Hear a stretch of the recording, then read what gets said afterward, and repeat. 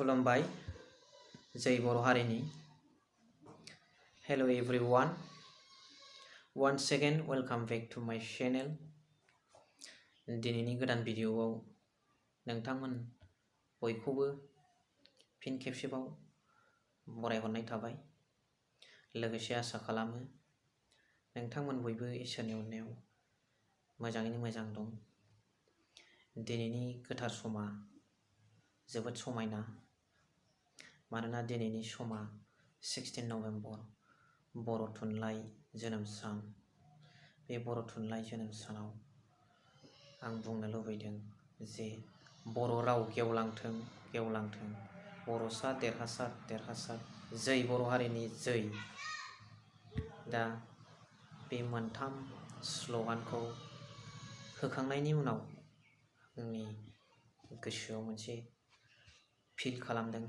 बे फिलआ जाहैबाय दुखुनि फिल जे थांनाय समफोराव जाबादि बर' रावनि सायाव आसाम सरकारनि नोजोर बे नोजोरा जोंखौ मोदै सख'दों गोसोआव आघात होदों दिनै बे खोथाखौनो नोंथांमोननि गेजेराव आङो शेयार खालामनो लुबैनानै मोनसे भिडिअ लानानै फैदों स' लोगोफोर नोंथांमोना भिडिअखौ अन्नानै जोबजासिम नायलांदो दा मेन बाथ्राया जाहैबाय दिनैनि समाव बर' राव गेवलांथों होननानै जों खुगाजों बुंदों किन्तु एक्चुअली इनसाइड सिङावहाय इन्टारनेलि मा जागासिनो दं बेखौबो नोंथांमोना निउस बा ससियेल मिडियानि गेजेरजों मोनगासिनो दं दिनै बर' रावा बिटिसि सुक्तिनि गेजेरजों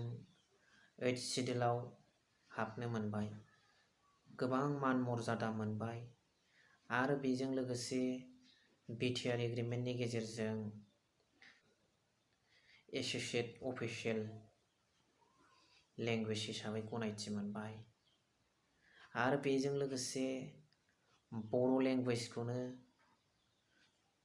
साबजेक्ट लेंगुवेज लानानैहाय माखासे आइएएस पास जानानै फैबाय अफिसार हाबा मावबाय बर' फिसाफ्रा दा बेफोरबादि जौगा मान जांख्ला बा जौगा मान मर्यादा गोनां बर' रावखौ दिनै आसाम सरकारा बिमा बाथुल नोजोरजों नायबोगासिनो दं आरो बे बर' रावनि डेभेलप जानाय बिथ'रायखौ बोरै खेबस'नो हानो बेखौ ट्राइ खालामबोनायखौ जों नुबोगासिनो दङ बेनिखायनो मानगोनां नायगिरि बिथांमोन आरो गासै आंनि आंगोनि आंगो इउटुबार लोगो नोंथांमोन मालाबा जों मिडलमेन हिसाबै माखासे बिथिंखौ नोजोर होनानै खोथा बुंनांगौ जायो बेवहाय आङो राजनितिकनि खोथा बा बबेबा पार्टिनि खोथा आं लानानै फैयाखै एसे बर' आङो फंनैसो खोथा शेयार खालामनो नागिरदों जे दिनै नुबाय आसाम सरकारा बर' रावनि माखासे बिथ'रायखौ खेबस'नानै होनो नागिरदों जाहाथे बियो बिथ'राया फिथाइ महर मोनहैया दा बेखौ नोजोर होनांगोन बेनिखायनो दिनै 4 लेंगुवेज फर्मुला बाहायनानै एसामिसखौहाय बर'फोरनि बा बर' मिडियाम फरायसालिफोरावहाय कम्पालसारि लेंगुवेज हिसाबै सोसननो सेस्था खालामगासिनो दङ आसाम सरकारा दा बेनि गेजेरजों जोंनि बर'फोरनि गेजेराव माखासे मिसलिडिं बा मिसआन्डारस्टेन्डिं गोबां फैगोन बेखौ नोंथांमोन साननो हनो गोरों सानसुमै बिथांमोना मिथिखागौ आं बुंलायाबाबो जासिगोन दा बेखायनो जों बर'फोरा खायसे दैदेनगिरिया बा जोंबाबो बा नों आं साधारन सुबुङाबाबो बे हाबाखौ जों गनायनो हानाय नङा होननानै बुंनांगौ जानानै फैयो दा आसाम गभर्नमेन्टआ सेस्थायाथ' थाखागोन दा गावसोरनि हाबा बादियै सेस्था थाथों बे थाबाय थागोन जोंहाबो जोंनि जेनाखि राइट्स बे राइट्सखौ जोंबो लानो रोंनांगोन आरो जोङो गावजों गाव बेवहाय बबेबा पलिटिकेल पार्टिखौ बबेबा पलिटिकेल पार्टिया बा बबेबा साथ्र संगठनखौ बा बबेबा पाब्लिकखौ बा बबेबा सरकारखौ बिनि थाखाय दाय होनानै बुंबाय थायोब्ला बा बिनि थाखाय बखिलायबाय थायोब्ला जानाय नङा। बेवहाय बयहाबो रेसपन्सिबिलिटि दं। फार्स्ट अफ अल बेवहाय बर'नि सिनस्रि आफादफ्रा मैखोम रल लानांगौ, बर'नि दैदेनगिरिफ्रा मैखोम रल लानांगौ आरो पाब्लिकफ्राबो गोसो मोदोम जिउ होनानै रेसपन्सिबिलिटि लानांगौ। अब्लासो जों जोंनि जेनाखि हारिनि हारिमु बेखौ जोङो रैखा खालामनायाव जाफुंसारनो हागोन। आरो जोङो मालाबा बुंनांगौ जानानै फैयो जे बे बबे खेत्रनिफ्राय भुला फैदों बेखौबो जों मालाबा डिरेक्टलि अर इनडिरेक्टलि जों बुंनांगौ जानानै फैयो। बेखायनो दिनैनि बे बर' रावनि माखासे प्रब्लेम्स आरो ट्राइबेल बेल्ट एन्ड ब्लकनि माखासे प्रब्लेम्स, बे प्रब्लेमनि गुबै दायनिगिरिखौ आङो दानि आसाम सरकार होननानै आङो बुंनो लुबैदों।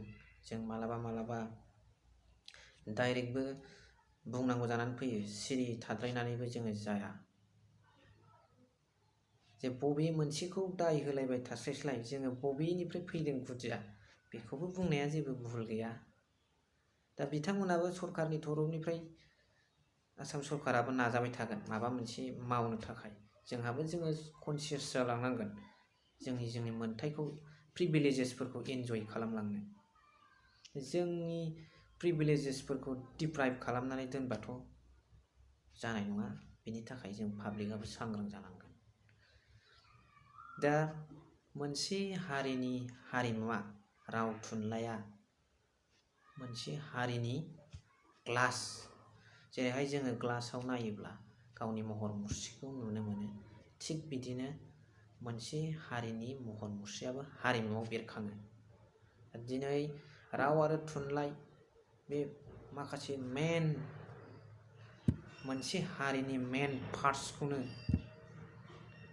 बेंगुरा खालामनो नागिरदोंब्ला जों एसे बर' फिसाफ्राबो सांग्रां जानांगोन।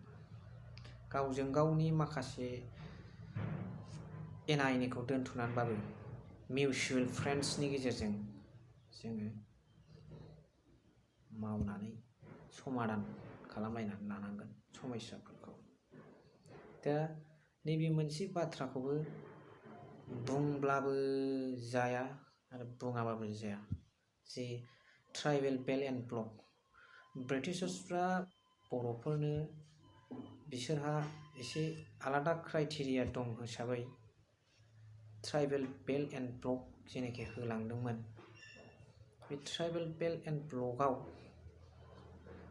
माखासे थांनाय समफोराव दानि आसामनि मानगोनां चिफ मिनिस्टार सार हेमन्त बिश्व शर्माया क'क्राझाराव फैनानै माखासे लेक्साराव होनफैनायनिफ्रायनो, बे लेक्सारफ्रा मामोन बेखौथ' मिथिखासिगौ मानगोनां आंनि भिउवार्स लोगो नोंथांमोन। बे माखासे ट्राइबेल बेल्ट एन्ड ब्लकनि बे जोंनि इन्जय खालामनांगौ सुबिदा, बे सुबिदाया लासैनो गोमालांनायनि लामायाव।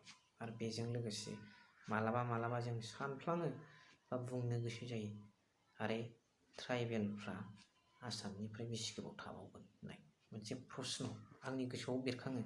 दिनैनि समाव बेरखांदों, दुखु मोनखांदों। बेनिखायनो दानि बिटिआरनि मानगोनां CM प्रमद बर' सार, बिश्वजित दैमारि सार, बिथांमोननिसिम आंनि मोनसे आर'ज जे जेरैखि जाया नैबे ट्राइबेलफोरनि फारसे बिथांमोना थाबैनो इनिसियेटिभ लानांगौ आरो बर' रावनि फारसे जानाखि अलखद फैगासिनो दं बेनि फारसेबो थाबैनो जाहाथे इनिसियेटिभ लायो, आं बेखौनो बिथांमोननिसिम आर'ज गाबबाय। लोगोसे नैबे खोथाखौ आं मोनसे खोथाखौ गोसोखांदों जे थांनाय माखासे साननि गेजेरावहाय आरके लाइभ निउस पर्टेल बिगोमा बिथाङा जे जोंनि बर'नि सासे मावथि आरो सासे गुन गोनां गोग्गोम दैदेनगिरि सार बिस्वजित दैमारिजों मोगा मोगि लानायावहाय जे बिस्वजित दैमारि सारा बिथाङाथ' सासे बर'नि अलंबार बादि आसामनि एसेमब्लिनि स्पिकार जाहैनो हादों आरो MP जानाय समावबो बिथांनि हाबा मावनाय आरो बिथांनि बुंनाय रावा पार्लियामेन्टआव सिंहनि सोगोमनाय रवार होनलायनानै मुंदांखा जानो हादों। दा बिथांनाव जथेस्थ रोखोमनि गुन दं, गियान दं। नाथाय दाख्लै थांनाय समफोराव बिथांजों मोगा मोगि रायलायनायाव माखासे जों पाब्लिकफोरनि थाखाय कनफिउस जानाय बिथाङा भाषण होदों। दा बे बिथाङा अनेक गुन आरो गियाननि बिगोमा जानानै बिथाङा कनफिउस लाबोनाय खोथाखौ बुंद्रायनो नाङा। दा जों बिथांजों मोगा मोगि जायोबा बिथाङा बुंगोन बबे बुस्थुआव नों कनफिउस जादों होननानै। नाथाय बिदिथ' नङा। जोङो बिथांनि स्पिच लाखिनायखौ, बिथांनि बुंनायखौ जोङो खोनासंनो मोनदों। बेनि गेजेरजों माखासे कनफिउस जानाय सोदोब मोननैसो बिथाङा बुंदों। दा बिथाङा गोबां गुन आरो गियाननि बिगोमा जानानै गोग्गोम बर'नि सासे अलंबार बायदि दैदेनगिरि जानानै बिथांनावबो बिराद गिदिर रेसपन्सिबिलिटि दं। बर' जाथिनि फारसे, बर' राव फोथांनायनि फारसे आरो नैबे ट्राइबेल बेल्ट एन्ड ब्लकनि प्रटेक्सननि फारसे बिथाङाबो बिराद गिदिर बिबान दं। बिथाङा मावनो हाथारगोन, बिथांनिफ्रायबो जों आसा खालामो। दा बेजों लोगोसे जों बेवहाय गुबुनखौल' दायनिगिरि होननानै सानबाय थाबा जानाय नङा। जों गासिबो जेनेरेल पिपोलाबो बेवहाय रेसपन्सिबिलिटि दङ। जोङो बेवहाय रल लानांगौ दंबा रल लाफानांगौ, हेफाजाब होनांगौ दंबा हेफाजाब होनांगौ दं। जोंनि गेजेरावबो ओरैबायदि मोनसे माहारियारि जाथिनि सिनस्रि आफाद दङ, एबसु। बे एबसुआ दिनैनि समाव माखासे